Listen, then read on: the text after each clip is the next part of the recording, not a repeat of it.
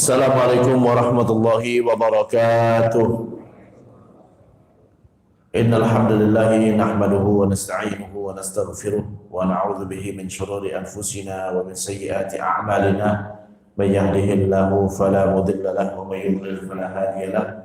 Asyhadu an la ilaha illallah wahdahu la syarika lah wa asyhadu anna Muhammadan 'abduhu wa rasuluhu la nabiyya ba'dah. Sallallahu alaihi wa ala alihi wa ashabihi wa man tabi'ahum bi ihsanin ila yaumiddin, amma ba'd. Rabbi shrah li sadri wa yassir li amri wa hlul 'uqdatam min lisani yafqahu qawli. Bapak-bapak, para hadirin jamaah Masjid Al-Ikhwan yang dimuliakan Allah Subhanahu wa taala, alhamdulillah segala puji bagi Allah Subhanahu wa taala yang telah menganugerahkan kepada kita nikmat yang begitu banyak. Hingga malam ini kita masih diberikan kemudahan, masih dijaga iman dan Islam kita, hingga kita dapat melaksanakan kewajiban kita, yaitu salat maghrib berjamaah, yang kita lanjutkan setelah ini salat isya berjamaah. Mudah-mudahan amal ibadah kita diterima Allah Subhanahu wa taala. Amin ya rabbal alamin. Salawat dan salam senantiasa kita sanjungkan kepada junjungan kita, pemberi syafaat kita, Nabi besar Muhammad sallallahu alaihi wasallam beserta keluarga, sahabat dan pengikutnya hingga hari kiamat. Sebelum saya lanjutkan, saya mengajak marilah kita berniat iktikaf. Niat dalam hati, aku berniat iktikaf di masjid ini sunnah karena Allah. Kita lanjutkan kajian kita dari kitab Al-Ghayah wa Taqrib karangan Abu Syuja' Ahmad ibn Husain Al-Asfahani. Semoga Allah memberikan tempat yang terbaik untuk beliau dan dijadikan ilmu beliau bermanfaat bagi kita dan bagi seluruh umat Islam, dan Allah Subhanahu wa taala jadikan orang yang sudah mewakafkan tanah untuk masjid ini, Allah lapangkan kuburannya, Allah berkahi hidupnya, dan juga Allah Subhanahu wa taala rahmati dan ampuni dosanya, dan dijadikan amal jariah yang selalu memberikan manfaat dan pahala yang terus menerus sampai hari kiamat. Amin ya rabbal alamin. Pada pertemuan sebelumnya kita sudah membahas tentang tolak, tolak, bahwa seorang suami punya hak untuk mentalak istrinya 3 kali seumur pernikahan. Jadi talak 1, talak 2, talak 3. Yang dimaksud dengan talak 1 baru pertama kali dia mentalak istrinya selama pernikahan. Setelah talak 1 mungkin dia rujuk kembali, dia balik kembali, baik balik kembali tanpa harus dengan nikah baru kalau itu masih dalam masa iddah. Kalau udah habis masa iddah, nikah ulang. Setelah itu dia ceraikan lagi, talak 2, karena dia sudah menceraikan 2 kali untuk perempuan yang sama, talak 2. Jadi talak itu berlanjut terus, ya. Jadi bukan berarti kalau udah rujuk dari awal lagi, enggak, ya, lanjut terus.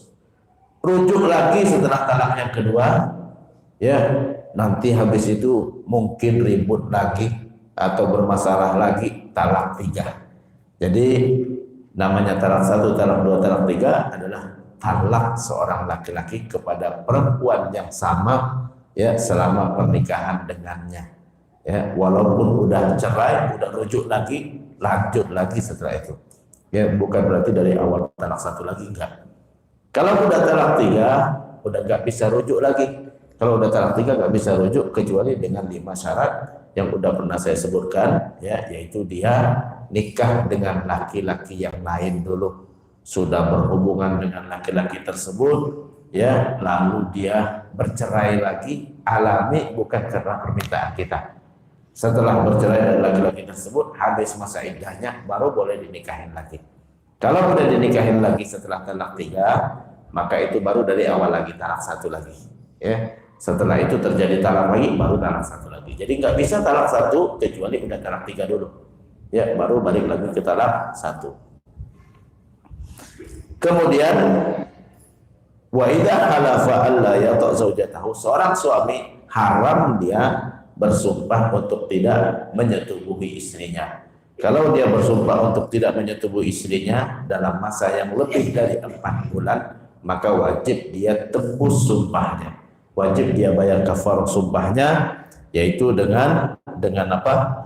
Dengan memerdekakan hamba sahaya atau puasa 6 hari dan atau memberi makan 6 orang miskin. Itu kafarah daripada sumpahnya. Kalau nggak mau juga dia tebus sumpahnya, ya maka dia wajib menceraikan istrinya. Kalau dia nggak mau menceraikan istrinya, maka hakim berhak menceraikan istrinya. Kenapa? Karena dia sudah bersumpah untuk tidak melaksanakan kewajiban kepada istri, menyebabkan istrinya menderita. Yang ketiga, ya zihar. Seorang suami mengatakan kepada istrinya, kamu seperti punggung ibuku. Ya sebenarnya nggak ada masalah di punggung, tapi dulu orang Arab kalau dia mengatakan kepada istrinya, kamu seperti punggung ibuku, itu hatinya mau menceraikan. Makanya Allah sebutkan hukumnya di sini. Dia wajib bayar kafarah. Kafarahnya apa?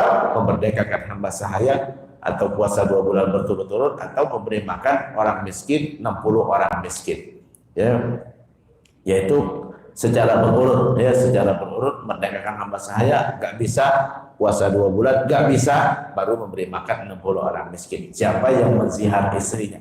Kenapa? Karena dengan dia mengatakan kamu seperti punggung ibuku, orang Arab dulu langsung paham dia nggak mau lagi sama istrinya. Makanya wajib dia membayar kafarah. Kalau nggak mau bayar kafarah, maka dia disuruh menceraikan istrinya. Dia menceraikan istrinya atau hakim memaksa dia untuk menceraikan istrinya. Kemudian jika seorang menuduh istrinya berzina, kalau seorang menuduh istrinya berzina, ya selama belum sampai kepada hakim, antara mereka berdua saja cukup, ya. Kata suaminya, kamu sudah selingkuh, gitu kan, misalnya. Maka bisa diselesaikan antara mereka berdua. Ya, tapi kalau sudah sampai kepada hakim, hakim akan memutuskan, ya masing-masing bersumpah 5 kali. Ya, suami bersumpah, demi Allah apa yang aku tuduhkan kepada istriku benar 4 kali. Yang kelima, demi Allah kalau aku bohong laknat Allah atasku. Dengan dia bersumpah, dengan suami bersumpah 5 kali tadi, maka tuduhan dianggap benar ke istrinya bahwa istrinya berzina. Istrinya boleh menolak tuduhan dengan bersumpah 5 kali juga. Demi Allah apa yang dituduhkan suamiku bohong. Ya, demi Allah apa yang dituduhkan suamiku bohong, sampai 4 kali. Yang kelima, kalau suamiku benar dengan tuduhannya, maka laknat Allah atasku. Dengan mereka sudah bersumpah 5 kali masing-masing, maka pernikahan mereka selesai. Ya, mereka nggak bisa menikah seumur hidup lagi. Ya, bukan seperti talak 3 masih bisa balik. Ya, ini nggak bisa lagi. Karena suami sudah bersumpah 5 kali, istri sudah bersumpah 5 kali. Dengan demikian, maka pernikahan selesai. Kita lanjutkan, wal mu'tadda ala darbain. Perempuan yang diceraikan oleh suaminya, maka dia mengalami masa iddah. Apa itu masa iddah? Masa menunggu untuk bisa dia nikah dengan orang lain. Masa iddah, ya. Masa iddah adalah masa menunggu perempuan setelah diceraikan oleh suaminya untuk bisa menikah dengan laki-laki yang lain. Wal mu'tadda ala darbain. Perempuan yang diceraikan oleh suaminya mengalami masa iddah, masa menunggu untuk bisa nikah dengan laki-laki lain, ya, ada 2 macam. Pertama, mutawaffa anha wa ghairu mutawaffa anha. Yang pertama, masa iddah perempuan karena cerai mati. Ya, mati itu cerai, ya. Ini ya. Jadi kalau udah mati, udah meninggal, mantan suami, mantan istri. Ya, bukan suami, bukan istri lagi. Ini kuburan istri saya, bukan, mantan istri dah. Ya, kenapa? Karena dia bisa nikah lagi, ya, bisa nikah lagi. Kalau masih punya istri kan jatahnya 4. Kalau ini meninggal, ya bisa nikah lagi dia, yang keempat, yang baru lagi. Kalau itu masih istri dia nggak boleh, dia kan cuma boleh 4, gitu kan? Jadi suami meninggal, mantan suami, ini kuburan mantan suami, gitu kan? Jadi cerai itu ada 2, cerai mati, cerai hidup. Udah meninggal, cerai udah, ya. Udah cerai. Makanya perempuan kalau suaminya udah meninggal, maka dia bisa nikah dengan laki-laki yang lain. Kenapa? Karena dia udah nggak punya suami.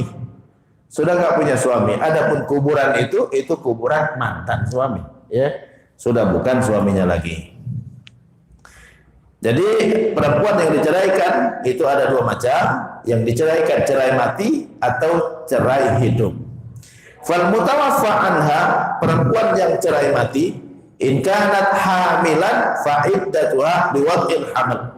Kalau dia hamil maka iddahnya sampai melahirkan. Kalau suaminya meninggal saat dia hamil maka iddahnya sampai melahirkan, ya. Mau sisanya 5 bulan, 5 bulan. Mau sisanya 10 bulan, 10 bulan. Ustaz, kok bisa 10 bulan? Jangankan 10 bulan. Dalam Islam, bayi dalam perut ibunya bisa sampai 4 tahun. Ya, kemarin ada yang nanya ke saya, Ustaz, istri saya sudah 40 minggu. Ya, kata dokter ini sebaiknya disesar. Menurut Ustaz gimana? Enggak usah, tunggu aja. Ya.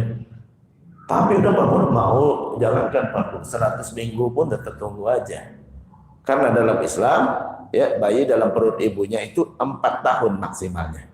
Bisa sampai 4 tahun, ya. Bisa sampai 4 tahun. Anak saya lahir lebih dari 40 minggu, ya. Kata dokter sesar, oh enggak, ngapain disesar, ya. Allah udah tunggu, Allah udah tentukan kapan waktunya. Saat lahir mudah, sangat mudah sekali, 3,9 kilo. Ya, di atas 40 kilo. Ya, di atas apa? Di atas 40 minggu.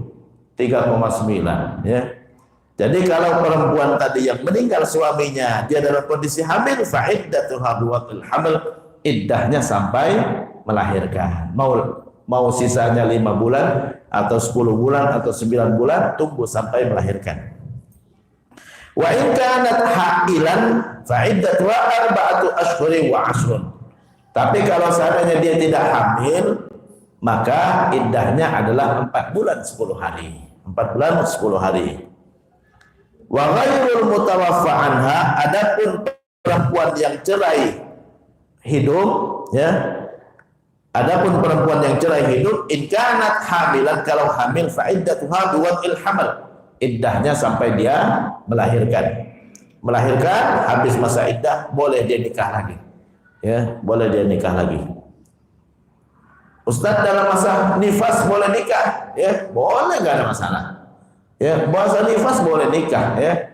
Jadi pas melahirkan hari ini, besok mau nikah silakan. Malam ini mau nikah pun silakan kalau udah melahirkan. Ya, masa nifas nggak ada masalah. Perempuan boleh nikah saat nifas, saat haid. Ya, nggak harus saat bersih. Yang nggak boleh diceraikan saat haid, itu yang nggak boleh. Ya, tapi kalau bukan nggak boleh, nggak sah, tetap sah, tapi dosa suaminya menceraikan di saat haid. Jadi boleh istrinya setelah melahirkan dia mau nikah lagi silakan. Kenapa? Dia udah bersih, ya, artinya udah dipastikan tidak hamil lagi, ya. Jadi perempuan menunggu masa iddah itu, ya, untuk memastikan dia hamil atau tidak. Kalau udah melahirkan udah selesai, berarti dia pasti udah tidak hamil lagi. Wa in kanat hailan wa hiya min dzawatil haid, kalau dia tidak hamil, wa hiya min dzawatil haid, dan dia termasuk perempuan yang masih usia haid. Masih haid, belum menopause. Fa iddatuha 3 qurun wa hiya al-athhar. Ya, maka iddahnya 3 kali bersih.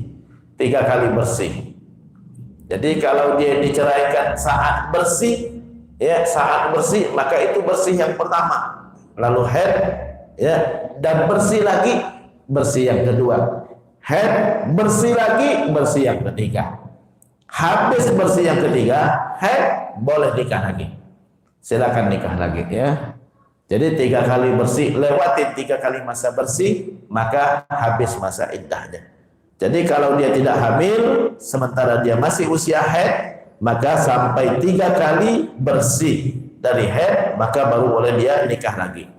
Wa in kanat saghiratan aw ayisatan, kalau perempuan yang diceraikan tersebut masih anak-anak yang belum masuk usia haid, ya, kan sudah pernah saya sampaikan, dalam Islam boleh menikahi anak kecil, ya, tapi bukan buat berhubungan, bukan, ya. Kalau seandainya yang diceraikan, perempuan yang diceraikan itu masih kecil, belum balik, atau sudah selesai masa haidnya, yaitu menopause, sudah gak haid lagi, fa iddatuha 3 ashhur, maka iddahnya 3 bulan. 3 bulan dengan hitungan hijriyah. Dengan hitungan hijriyah. Jadi kalau diceraikan tanggal 3 Rabiul Awal misalnya, Rabiul Akhir, Jumadil Awal, Jumadil Akhir, tanggal 2 Jumadil Akhir berakhir, tanggal 3 Jumadil Akhir udah boleh nikah lagi. Jadi kalau dia belum masuk usia haid, masih kecil, belum balik, ya, atau sudah lewat masa haid yaitu menopause, maka iddahnya ya untuk bisa dia nikah dengan laki-laki yang lain, dia nunggu sampai 3 bulan. Wal mutallaqa qabla dukhul biha la iddata 'alaiha. Kalau perempuan yang diceraikan sebelum ya disetubuhin sama sekali oleh suaminya, maka nggak ada iddahnya. Nggak ada iddahnya. Kan ada perempuan yang diceraikan belum disetubuhin sama sekali sama suaminya, ya. Baik karena suaminya memang nggak bisa menyetubuhi, bisa aja ya. Ada laki perempuan menikah gitu kan, ya laki-lakinya nggak bisa menyetubuhi, ya. Nggak bisa menyetubuhi, ya. Maka ya kalau diceraikan sama dia, kata ini, ceraikan saja saya menderita kalau begini gitu kan, ya. Diceraikan sama suaminya nggak ada iddah, besok kan langsung dia nikah. Silakan nikah dengan laki. Kenapa? Karena dia nggak pernah disentuh sama istri, sama suaminya. Disentuh dalam artian berhubungan suami istri. Jadi kalau perempuan yang diceraikan oleh suaminya sebelum bersetubuh dengan suaminya, ya, perempuan yang diceraikan oleh suaminya sebelum bersetubuh dengan suaminya, maka la iddata 'alaiha, enggak ada masa iddah. Besoknya langsung boleh nikah lagi. Ya. Bisa aja terjadi ada kasus seorang laki-laki menikah dengan perempuan, ya, udah 2 tahun istrinya nggak mau disentuh, tidak mau disentuh sama suaminya, ya. Tidak mau disentuh 2 tahun, nggak mau disentuh sama suaminya. Jadi sampai sekarang katanya istri saya nggak mau disentuh. Ya udah, gimana? Kamu ridho nggak begitu? Kalau nggak ridho ya udah ceraikan saja. Kalau diceraikan nggak ada masa iddahnya karena dia belum pernah berhubungan dengan istrinya. Ya, sejak menikah 2 tahun, ya dulu 2 tahun, udah berapa tahun yang lalu dia nanya ke saya, ya. Jadi bisa aja kasus seperti itu. Kalau dia ceraikan, ya besoknya istrinya bisa langsung nikah. Bahkan hari itu juga dia langsung bisa nikah dengan laki-laki yang lain karena belum pernah berhubungan. Wa iddatul amah bil hamli ka iddatil hurrah. Perempuan hamba sahaya, ya, kalau diceraikan oleh suaminya, maka kalau dia hamil iddahnya sama dengan wanita merdeka sampai melahirkan. Jadi kalau hamba sahaya dinikahi ya oleh laki-laki lalu diceraikan, maka kalau dia hamil maka sampai melahirkan sama seperti perempuan merdeka. Wabil aqrab an ta'tadda bi qur'ain.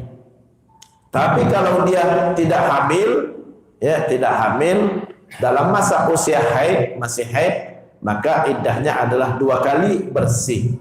2 kali bersih. Jadi kalau diceraikan masa bersih, tunggu haid, lalu bersih, haid, silakan nikah lagi. Kalau untuk hamba sahaya, jadi cuma 2 kali bersih. Kalau laki-laki, kalau perempuan merdeka 3 kali bersih. Kalau perempuan hamba sahaya 2 kali bersih. Wa bisyuhuri 'anil wafati an ta'tadda bi syahrin wa 5 layalin. Tapi kalau perempuan hamba sahaya, ini banyak sekali cerita tentang hamba sahaya, ya. Hamba sahaya budak, ya budak. Bukan berarti Islam membolehkan perbudakan, bukan. Tapi Islam itu mengakomodir kebiasaan. Ini kebiasaan orang Arab jahiliyah dulu. Saat datang Islam mereka sudah punya budak-budak. Ada yang menikah dengan budak, gitu kan, ya. Ada yang punya budak, gitu kan. Apa hukumnya? Islam menjelaskan hukumnya. Kenapa? Karena manusia susah untuk meninggalkan kebiasaan. Sehingga ya budak-budak itu dibiarkan. Ya, kenapa? Karena manusia susah meninggalkan kebiasaan. Orang yang sudah punya istri hamba sahaya gimana, gitu kan? Suruh ceraikan, ya? Nggak mungkin, ya? Nggak masuk Islam dia. Wah, kalau gitu kalau suruh ceraikan istri saya nggak mau masuk Islam dah, ya. Jadi Islam itu mudah, sangat mudah sekali mengakomodir kebiasaan. Ya, kebiasaan diberikan hukumnya. Wa bisyuhuri 'anil wafah. Jadi kalau hamba sahaya suaminya meninggal, maka iddahnya adalah 2 bulan 5 hari, setengah dari iddah perempuan yang merdeka yang wafat suaminya. 2 bulan 5 hari. Wa 'anil talaqi an ta'tadda bi syahrin wa nisfin. Kalau perempuannya diceraikan oleh suaminya, kalau perempuan hamba sahaya tadi diceraikan oleh suaminya sementara dia bukan usia haid, artinya udah menopause atau masih anak-anak, menopause atau masih anak-anak, antak tadda bisyahrin wa nisfin, maka iddahnya adalah 1 bulan setengah, ya, setengah dari iddah perempuan merdeka. Fa ini i'tadat bisyahraini kana aula. Tapi kalau dia mau lengkapin jadi 2 bulan, maka lebih baik, ya. Jadi 1,5 bulan itu sudah cukup untuk perempuan yang hamba sahaya. Jadi kesimpulannya bahwa masa iddah itu ada 2 macam, iddah dari meninggal, iddah dari cerai, ya. Iddah dari meninggal, ya, kalau dia hamil sampai melahirkan, kalau tidak hamil maka 4 bulan 10 hari. Hamba sahaya, ya, untuk hamil sama saja, untuk tidak hamil dia setengahnya, 2 bulan 5 hari. Kalau iddah dari cerai ada 2 kemungkinan. Masa usia haid, maka iddahnya 3 kali bersih. 3 kali bersih itu hitungannya, kalau diceraikan saat bersih itu bersih yang pertama, lalu haid bersih yang kedua, lalu haid bersih yang ketiga. Setelah bersih yang ketiga, haid lagi, silakan nikah lagi. Ya, itu kalau dia masih usia haid. Ya, kalau dia sudah tidak usia haid atau belum masuk usia haid karena masih anak-anak, maka iddahnya adalah 3 bulan. Ya, kalau diceraikan hidup saat dia masih hamil, maka iddahnya sampai melahirkan. Jadi itu kesimpulan dari masa iddah. Wa yajibu lil mu'taddati ar-raj'iyyah as-sukna wan nafaqah. Ya, wa yajib lil mu'taddati ar-raj'iyyah as-sukna wan nafaqah. Perempuan yang diceraikan talak 1, talak 2, perempuan yang diceraikan talak 1, talak 2, dia masih punya hak dapat nafkah dari suaminya. Ya, masih berhak dapat nafkah dari suaminya selama dalam masa iddah. Ya, jadi selama dalam masa iddah dia masih berhak mendapatkan nafkah dari suaminya, termasuk perempuan yang wafat suaminya tadi. Kan yang wafat suaminya kalau dia hamil sampai melahirkan, kalau dia tidak hamil maka 4 bulan 10 hari. Itu masih dibiayain dari uang suaminya. Masih dibiayain dari uang suaminya. Jadi dalam masa iddah perempuan masih berhak as-suknah, yaitu tempat tinggal, wan nafaqah, nafkah. Jadi belum boleh dia disuruh keluar karena dia masih dalam masa iddah. Itu untuk perempuan yang dari talak 1, talak 2 atau suaminya meninggal, ya. Wa yajib lil ba'in as-suknah duna nafaqah illa an takuna hamilan. Ya. Wa yajib lil ba'in, untuk yang talak 3, ya, maka dia berhak as-suknah duna nafaqah. Dia masih punya hak dapat tempat tinggal, dia masih tinggal di rumah suaminya. Ya. Dunan nafkah, tapi tidak berhak dapat nafkah lagi. Biaya hidup dia cari sendiri kalau udah talak 3. Biaya hidup dia cari sendiri. Illa antakuna hamilan, kecuali dia hamil. Kalau dia hamil maka tetap dinafkahi. Kenapa tetap dinafkahi? Karena anak dalam perutnya itu anak suaminya. Ya, maka dia kasih makan karena dia ada kewajiban maka ngasih makan anaknya, ya. Jadi ngasih makan mantan istrinya yang udah ditalak 3 tadi bukan untuk istrinya tapi untuk anak di dalam perutnya. Jadi wajib dia berikan nafkah. Jadi talak bain, istri masih berhak tempat tinggal tapi nafkah tidak, kecuali kalau dia hamil sampai melahirkan masih diberikan nafkah. Wa yajib 'alal mutawaffa anha zawjuha, kalau perempuan yang wafat suaminya, wal mabtutah atau ditalak 3, ya, mulazamatul bait, ya, dia enggak boleh keluar rumah selama dalam masa iddah. Enggak boleh dia keluar rumah selama dalam masa iddah, itu namanya ihdad. Ya, al-ihdad. Wa yajib 'alal mutawaffa anha zawjuha, wajib bagi perempuan yang wafat suaminya, ya, al-ihdad, maka dia tetap di rumah. Wa huwal imtina' minaz zina, yaitu tidak bersolek, ya, tidak bersolek, ya, wadib, dan tidak memakai parfum. Jadi dia tetap perempuan yang wafat suaminya selama dalam masa iddah, dia nggak boleh keluar rumah, al-ihdad tetap di rumah, ya, mulazamatul bait, ya, dan tidak boleh dia menggunakan perhiasan ataupun pakai parfum. Al-imtina' min az-zinati wat-tib. Wa 'ala al-mutawaffa 'anha zawjuha wa mamduta mulazamatul bait illa al-hajah. Begitu juga perempuan yang ditalak 3, ya, sama dengan perempuan yang wafat suaminya, mulazamatul bait tetap di rumah illa al-hajah, kecuali untuk kebutuhan yang mendesak, ya, mau cari makan, mau beli sayur, mau beli beras, ya, karena harus hidup dia, ya, tapi nggak boleh untuk keluar yang tidak perlu. Selama dalam masa iddah dia masih dibiayai, ya, kecuali untuk talak 3, ya, tidak berhak lagi dapat nafkah kecuali jika dia kondisinya hamil. Jadi kesimpulannya bahwa perempuan dalam masa iddah talak 1, talak 2, ya, dia masih berhak dapat as-sukna, yaitu tempat tinggal, dia tetap tinggal di rumah suaminya, dan juga dia masih berhak dapat nafkah. Tapi kalau untuk perempuan yang wafat suaminya, ya, yang diceraikan dengan talak 3, yang al-ba'in, yang diceraikan dengan talak 3, dia cuma berhak dapat tempat tinggal tapi tidak berhak dapat nafkah, kecuali kalau dia hamil. Karena kalau dia hamil, karena itu adalah anak mantan suaminya yang menceraikan dia, maka dia tetap wajib menafkahinya karena butuh makanan buat anaknya, ya.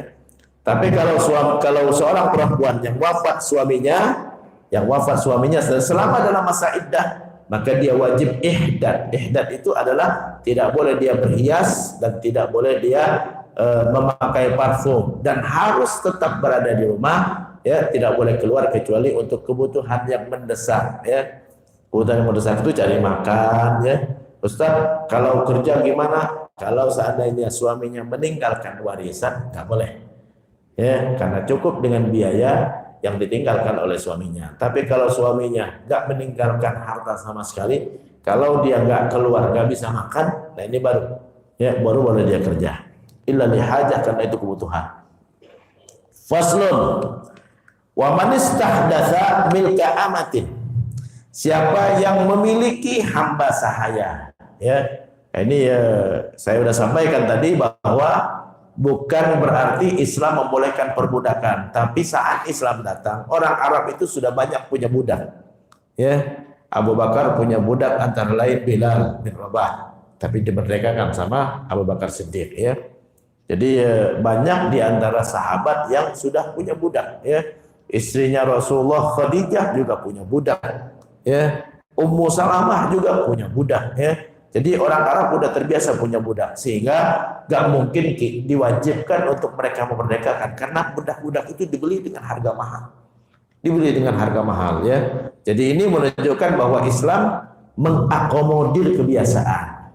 Apapun kebiasaan di satu tempat, ya, itu diislamkan caranya, ya. Jadi karena mereka sudah biasa beli budak, maka dijelaskan hukumnya, diislamkan caranya, gitu kan. Sehingga jangan sampai nggak jelas kalau ada anak itu anak statusnya gimana, gitu kan, ya. Kalau mau memerdekakan gimana cara memerdekakannya, gitu kan. Kalau mau menjualnya apa hukumnya, gitunya. Nah ini ya, maka Islam memberikan hukum-hukum tentang itu, ya. Hukum tentang budak itu banyak sekali dalam Quran dan banyak sekali di dalam hadis, ya, dan di kitab-kitab fikih. Di antaranya ini, wa man istahdatsa milka amatin. Siapa yang memiliki budak, baru membeli budak perempuan, haruma alaihil istimta'u biha, maka enggak boleh dia setubuhi. Budak perempuan, kalau kita beli budak perempuan, tapi sekarang udah enggak ada perbudakan. Yang dimaksud dengan budak adalah orang yang diperjualbelikan. Ini warisan masa dahulu. Kalau sekarang enggak boleh kita memperbudak orang, ya. Kamu saya anggap budak saya, gitu kan, enggak bisa, ya. Ini warisan yang terdahulu di masa jahiliyah, ya. Tapi sekarang udah hampir nggak ada budak lagi di negara-negara Islam, hampir nggak ada. Ada beberapa negara yang masih punya budak, ya. Ada beberapa negara. Saya dulu pernah ke satu negara yang namanya Mauritania. Pernah dengar nama Mauritania? Ya, negara Mauritania. Penduduknya cuma 2 juta, ya. Padang pasir semua di sana itu, ya. Nah itu masih punya budak, ya. Masih ada budak-budak, ya, budak-budak hitam warnanya, ya. Jadi ya biasa disuruh-suruh gitu kan, ya. Upahnya cuma dikasih makan doang. Nah, ini masih ada di beberapa negara, tapi sedikit sekali, ya. Sedikit sekali. Umumnya itu negara-negara yang masih terbelakang, yang masih primitif, ya. Tapi kalau negara-negara maju udah nggak ada lagi perbudakan. Adapun TKI, TKW yang datang ke Arab, ya, itu kata orang sebagainya dianggap budak, bukan, ya. Karena nggak boleh kita memperbudak orang, nggak boleh memperbudak orang. Jadi nggak ada budak yang baru, tapi budak yang lama, ya, itu harus ada cara tertentu untuk bisa memerdekakannya. Ada cara tertentu untuk bisa memerdekakannya. Caranya adalah salah satunya. Ada banyak cara di dalam Islam, ya. Pertama, dia merdekakan cuma-cuma. Kamu saya merdekakan, ya, itu merdeka dia. Yang kedua, ya, dimerdekakan dengan syarat majikan udah meninggal. Kamu kalau saya meninggal, kamu merdeka, ya. Itu namanya mudabbar, ya, mudabbar. Yang ketiga, dimerdekakan dengan cara menebus dirinya sendiri. Kamu mau merdeka, aneh beli ente itu 100 juta. Cari duit 100 juta, bawa ke sini, kamu merdeka. Ya, itu yang ketiga. Yang keempat, ya, dia melahirkan anak majikannya, ya. Jadi misalnya budak perempuan disetubuhin sama majikan, tahu-tahu hamil dia dari majikannya, anaknya lahir, maka dia merdeka, tapi setelah majikannya meninggal. Kenapa? Karena setelah majikannya meninggal diwariskan ke anak, dan anaknya adalah anak dia sendiri. Ya, anak nggak boleh memperbudak ibunya, maka dia merdeka. Itu yang kelima. Ya, ada beberapa cara memerdekakan. Jadi dikasih hukum dan alhamdulillah berhasil. Alhamdulillah berhasil. Ya, negara-negara Islam hampir, ya, sebagian besar sudah nggak ada perbudakan lagi, ya. Wa man istahdatsa min ka'amatin, siapa yang memiliki atau membeli budak perempuan, haruma alaihil istimta'u biha, nggak boleh dia setubuhin hatta yastabri'aha, sampai dia pastikan, ya, budak tersebut tidak hamil. In kanat min zawatil haid bi haidha, kalau dia masih usia haid, nunggu lewat 1 kali haid dulu. Biar dia haid dulu sekali, baru boleh disetubuhin. Pastikan bahwa dia tidak hamil. Kan cara untuk bisa tahu bahwa dia tidak hamil adalah dengan haid. Tunggu haidnya dulu, setelah bersih dari haid baru boleh disetubuhi. Ya, karena dengan haid itu menurut dokter, ya, dipastikan atau kemungkinan besar, ya, belum sudah tidak hamil. Wah. Kenapa?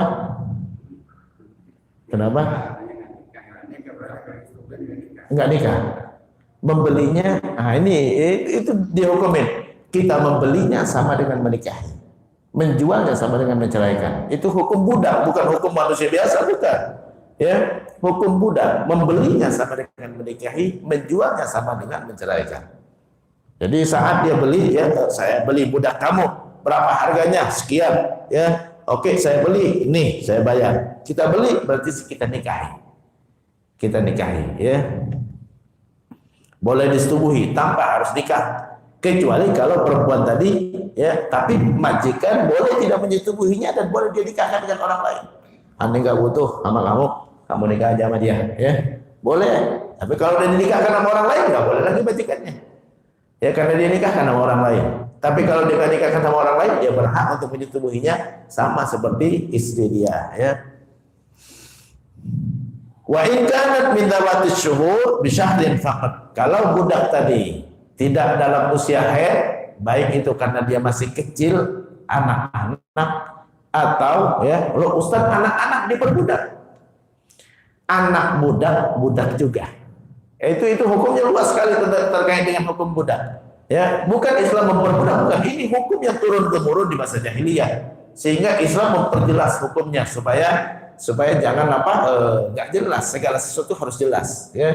Jadi kalau ayah ibunya budak, ya, tadi kan kita punya budak perempuan, kita nggak mau menyetubuhinya, kita nikahkan dengan yang lain, mungkin sama-sama budak juga, ya. Itu punya budak laki-laki nggak punya, Anda punya budak perempuan, yuk kita nikahkan yuk, ya. Udah dinikahkan, lahir anak budak juga, ya. Karena kalau keledai nikah lahirnya apa? Keledai juga kan? Atau jadi anjing? Enggak kan?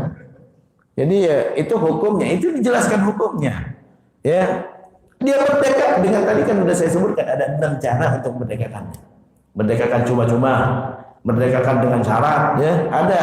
Ya, Islam menganjurkan untuk merdekakan. Banyak sekali hadis Nabi, siapa yang memerdekakan budak, maka Allah akan memerdekakan dirinya dari azab neraka di hari kiamat. Dengan itu banyak yang memerdekakan budak.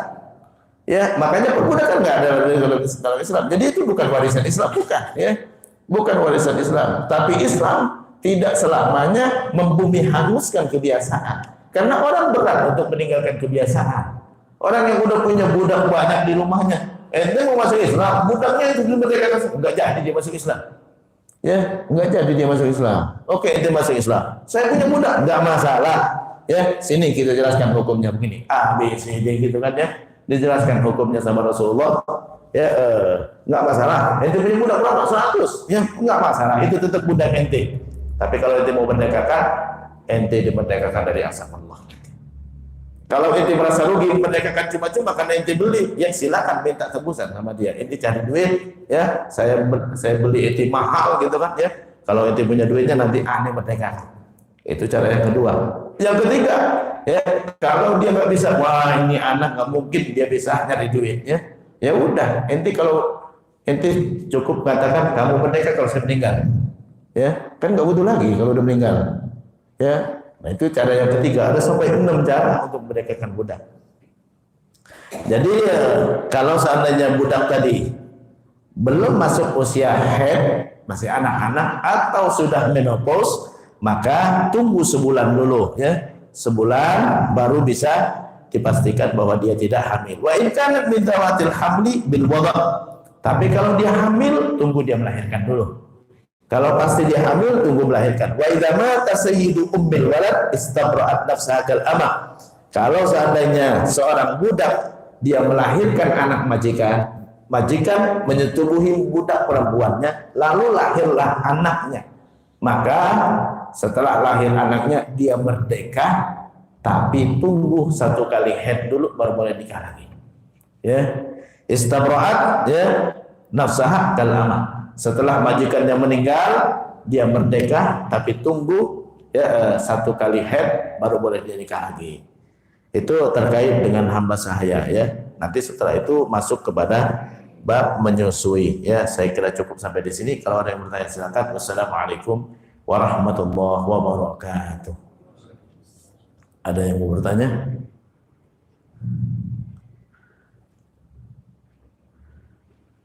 Nggak mau bertanya tentang budak-budak, hamba saya, ya.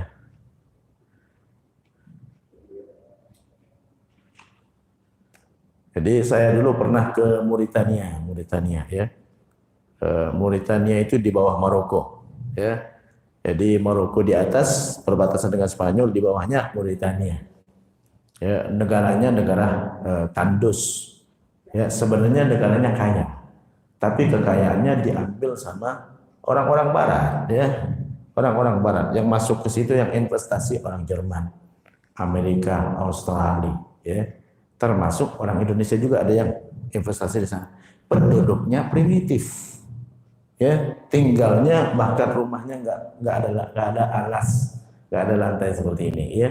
Beralaskan tanah, ya. Jadi itu di Mauritania, ibu kotanya Nouakchott. Saya pernah berjalan dari Nouakchott ibu kota ke satu, itu di sana namanya kota, tapi sebenarnya kampung, gitu kan? Namanya Ekjaujet, 250 kilo, padang pasir semua, ya, nggak ada pom bensin, nggak ada lampu sama sekali, ya. Nah itu masih banyak perbudakan di sana, masih banyak perbudakan, ya. Kenapa? Karena primitif tadi, ya. Coba kalau mereka sudah tersentuh teknologi, ya, ilmu pengetahuan, internet, insya Allah mereka bebaskan itu budak-budak. Jadi masih banyak perbudakan di sana. Ini karena primitif tadi. Ada beberapa negara-negara di Afrika seperti Mali, ya, Senegal, masih ada yang memperbudak. Umumnya negara-negara yang masih miskin, ya, itu masih belum tersentuh informasi dari luar ya terkait dengan anjuran-anjuran untuk memerdekakan budak. Ada yang mau nanya? Enggak ada. Ya, silakan. Silakan. Saya bukan di luar di suatu wilayah di daerah Jakarta. Setelah salah, mereka iqamah lagi dan mereka lanjut sholat. Sholat di hari apa itu? Oh, Jumat. Habis sholat Jumat. Oke. Setelah hanya 5 menit, mereka iqamah lagi. Mereka sholat 2 rakaat. 2 rakaat.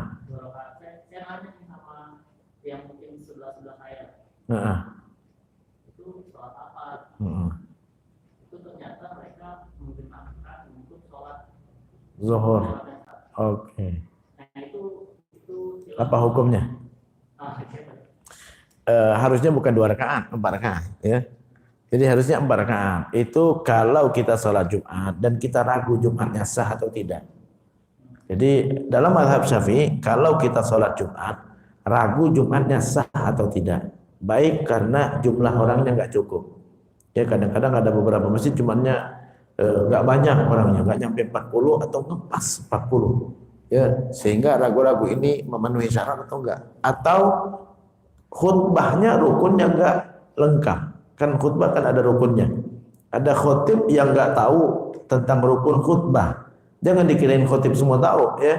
Ada khotib yang enggak tahu tentang rukun khutbah. Pernah satu hari saya sholat di salah satu instansi pemerintah.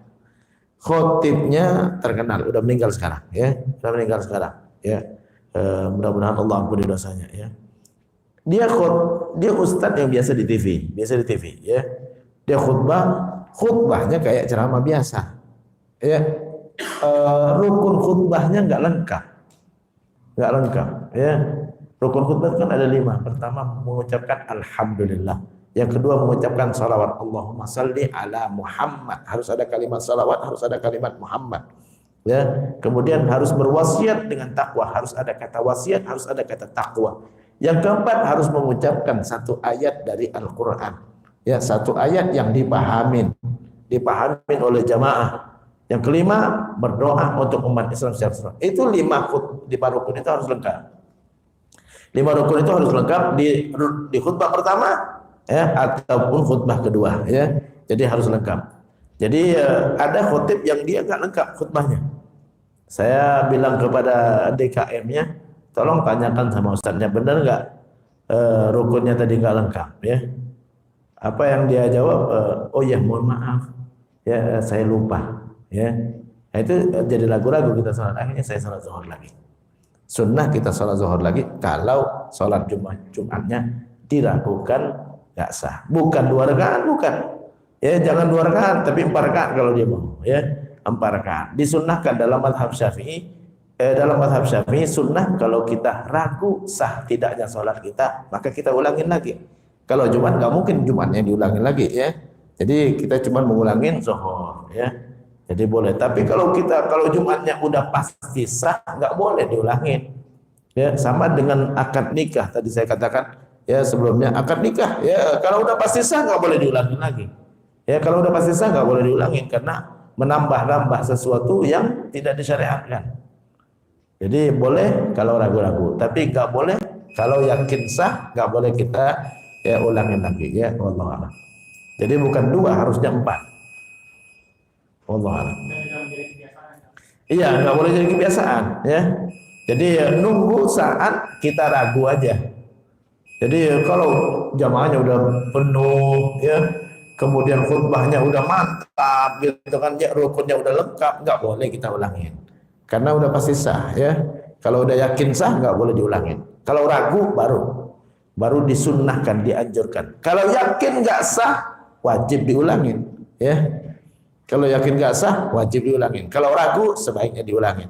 Kalau yakin sah maka tidak boleh diulangin ya. Allah. Ada lagi? Kita cukupkan ya.